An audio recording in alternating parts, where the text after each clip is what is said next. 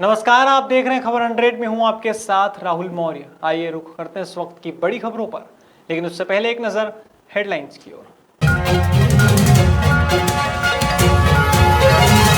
विधायक संजय शुक्ला के तीखे तेवर, इंदौर की स्वास्थ्य व्यवस्थाओं पर बोला हमला, संजय शुक्ला कर रहे अस्पतालों का दौरा। भोपाल में ऑक्सीजन की कमी से मरीजों की मौत, मंत्री सारंग ने हॉस्पिटल को दी क्लीन चिट, कांग्रेस पार्टी पर जमकर साधा निशाना। इंदौर के सुपर स्पेशलिटी हॉस्पिटल पर उठे सवाल, अस्पताल में भर्ती करने के लिए हो रहा हजारों का सौदा। कांग्रेस पार्टी की युवा ब्रिगेड ने की मदद, महू में सरकारी अस्पताल को 10 बेड्स किए भेंट।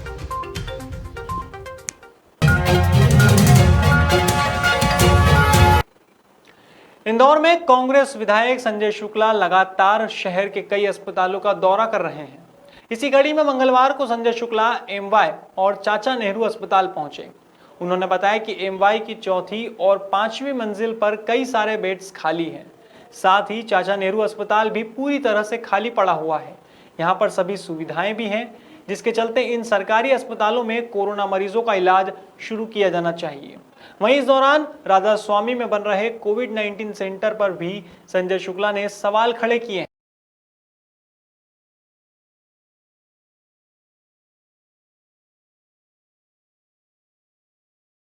पूरा करा है। यहाँ एम बाई के अंदर दूरा के अंदर कोई भी एक भी अस्पताल ना, यहाँ की जो डीन हमारा अधीक्षक जिन इंदौर के प्रभारी संजय दीक्षित जी, और यहाँ पर कोई डॉक्टर नहीं है। पूरा एम बाई खाली पड़ा हुआ है। यहाँ मरीज परेशान हो रहे हैं, यहाँ कोई देखने वाला नहीं है। यहाँ पर चौथी 5वीं मंजिल का मैंने दौरा करा है, अभी तैयार नहीं हुआ।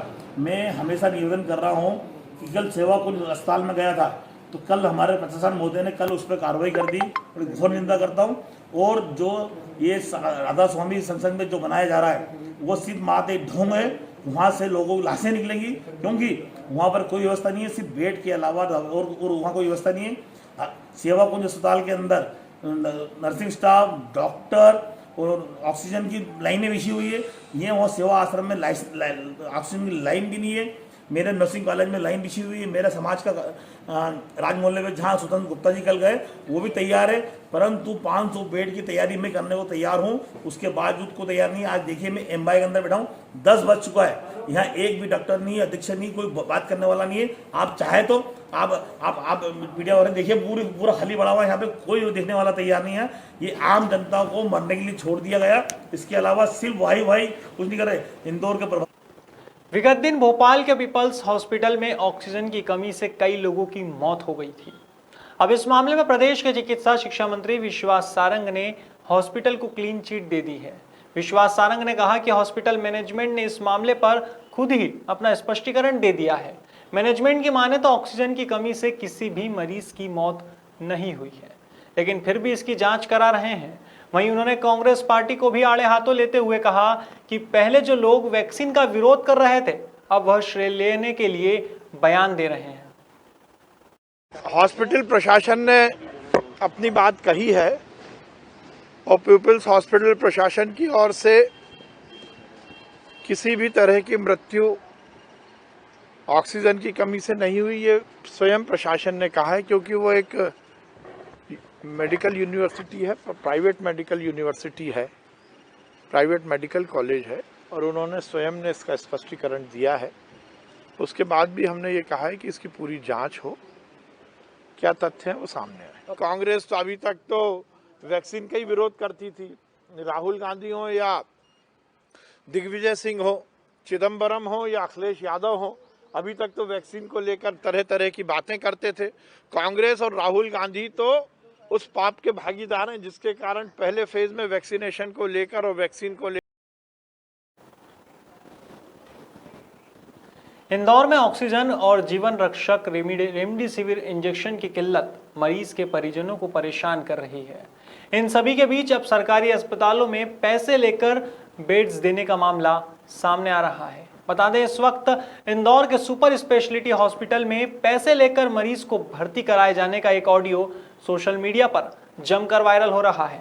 अब इस पूरे मामले को लेकर जन संसाधन मंत्री तुलसीराम सिलावट, नगर शहर अध्यक्ष गौरव रणदीवे और संभागायुक्त पवन कुमार शर्मा हॉस्पिटल का दौरा करने पहुंचे। इस दौरान मंत्री सिलावट ने मामले की गंभीरता को देखते हुए उच्च स्तरीय जांच की बात कही है। और जो कल की घटना जो छपी है उसके जांच के आदेश आईजी और डीआईजी से बात हो गई है, उस पर जो भी दोषी पाएगा उस पर कड़ी कार्रवाई करेंगे। सर यहाँ पर लोग परेशान हो रहे हैं, इतने लोग सब मेरी बात सुनो, देखो एक बात सुनो, पूरा संकट है यहाँ, क्योंकि शासकीय अस्पताल है, सारी सुविधा यहाँ दे रहे हैं हम, रेमडेसिविर भी दे रहे हैं, सब अच्छे सब दे रहे हैं, पर यह कि जैसे खाली होते जाएंगे, क्योंकि एक बेड की एक 360 ही भर्ती है और वो सबको टोकन बंटवा दिए हैं, इसीलिए कह रहा हूँ सबका भर्ती किया जाएगा। आप निश्चिंत हैं, इंजेक्शन नहीं मिल रहा है लोग, नहीं सबको मिल रहा, पर्याप्त है इंजेक्शन यहाँ, रेमडेसिविर यहाँ पर पर्याप्त थे, जिसको नहीं मिल रहा जो भर्ती हो तो उसको मुझे दो, मैं लगवाऊंगा। एप्पल हॉस्पिटल का एक कर्मचारी है, एप्पल हॉस्पिटल का एक कर्मचारी है जिसने यहाँ पे डील करी थी एक पलंग जलाने के नाम पर, उस पर कड़ी कार्रवाई की जाएगी, जांच करके पूरी कड़ी कार्रवाई। आपको बता दें, पुलिस की पड़ताल में पता चला है कि सुपर स्पेशलिटी हॉस्पिटल में फैसिलिटी मैनेजर गिरजा शंकर यादव पीछे के रास्ते से मरीजों को अस्पताल में भर्ती करवा रहा था। इस मामले से जुड़ा एक ऑडियो भी वायरल हुआ है। इसमें मरीज को भर्ती करने के लिए हजारों का सौदा किया जा रहा है। अब इस मामले में अस्पताल अधीक्षक डॉक्टर सुमित शुक्ला भी कटघरे में बताए गए हैं।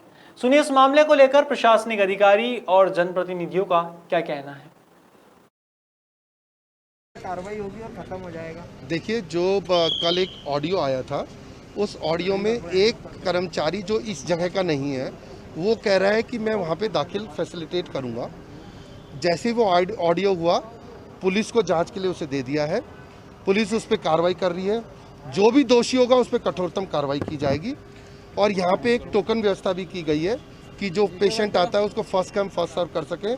तो वी आर इंश्योरिंग कि बिल्कुल ट्रांसपेरेंट उसमें कार्रवाई हो, और अगर कोई दोषी निकलेगा तो उस पर कड़ी कार्रवाई की जाएगी। सर क्या अभी तक की देखिए, मैं आपके चैनल के माध्यम से एक बात कहना चाहूँगा कि जो भी लोग इस तरह की घटना में लिप्त हैं उन्हें बख्शा नहीं जाएगा, चाहे वो बेड्स की बात हो, चाहे वो रेमडेसिविर दवाई की बात हो। प्रशासन, सरकार, हमारे माननीय मुख्यमंत्री शिवराज जी इस सब विषय को लेके बहुत गंभीर है। आज माननीय प्रभारी मंत्री जी ने कड़े निर्णय लेते हुए उच्च स्तरीय समिति गठित करके, और जो भी लोग इसमें दोषी पाए जाएंगे उन्हें बख्शा नहीं जाएगा, कठोर से कठोर कार्रवाई की जाएगी। किनको जांच की जिम्मेदारी दी है, कौन से अधिकारी? उच्च स्तरीय जांच कमेटी बन रही है, और जो मैंने जैसा कहा कि जो भी लोग इसमें सम्मिलित हैं उन पे कठोरतम कार्रवाई की जाएगी। बढ़ते कोरोना संक्रमण के कारण हाहाकार मचा हुआ है। हर रोज संक्रमित मरीजों का आंकड़ा आसमान छूता जा रहा है। इसके चलते अस्पतालों में ऑक्सीजन और बेड्स की कमी देखने को मिल रही है। अब इसी परेशानी को देखते हुए कांग्रेस पार्टी की युवा ब्रिगेड ने 10 बेड्स उपलब्ध कराए हैं। बताया जा रहा है कि युवा कांग्रेस के महू विधानसभा अध्यक्ष निशान सिंह चौहान और उनके साथियों ने मिलकर शासकीय मध्य भारत हॉस्पिटल को 10 बेड्स उपलब्ध कराए हैं।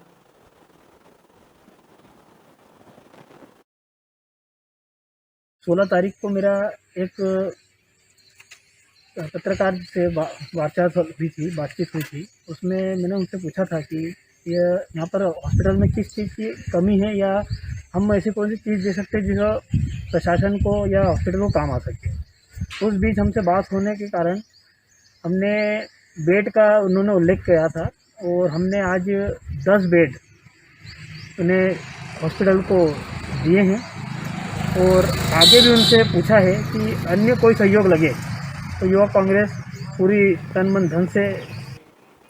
इंदौर के बाणगंगा थाना क्षेत्र में लूट की घटना घटित हुई है। बताया जा रहा है कि भागीरथपुरा में बदमाशों ने आइसक्रीम फैक्ट्री के संचालक के साथ लूट की वारदात को अंजाम दिया है।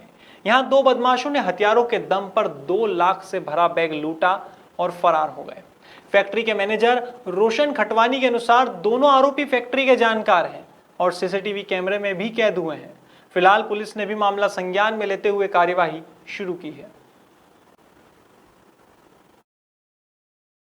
ये MR4 स्थित हमारी भागीरथपुरे पे आइसक्रीम की फैक्ट्री है, जो ये यहाँ पर गत रात चोरी हुई है, और केस वगैरह कुछ गया है यहाँ से, और बाकी रिपोर्ट वगैरह कर दी है और पुलिस वाले जांच कर रहे हैं। ये बताइए कि आपके यहाँ सीसीटीवी लगे क्या? सीसीटीवी फुटेज वगैरह भी है, सीसीटीवी में कैमरे वगैरह भी हैं, तो वो जांच अधिकारी जांच कर रहे हैं उसके अंदर।